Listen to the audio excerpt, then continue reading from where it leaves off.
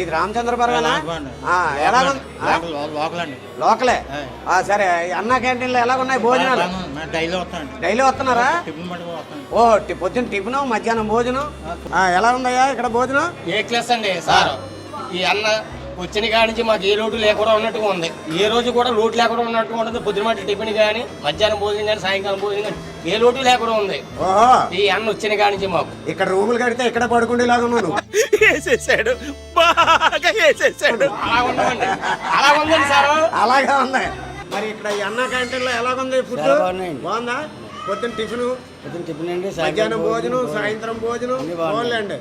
ఆ చంద్రబాబు నాయుడు గారు, ఆ పవన్ కళ్యాణ్ గారు దయ వల్ల మనం 2 పూట్ల భోజనం, అలాగే ఉదయం టిఫిను, ఇంత మంచి భోజనం టైంకి అందింతన్న ఆ చంద్రబాబు నాయుడు గారికి, ఆ పవన్ కళ్యాణ్ గారికి మరి 2 చేతులు ఎత్తి అన్నదాత సుఖీభవ అని చెప్పి అనాలనిపించిందండి. అంత బాగుంది, అంత రుచిగా ఉంది.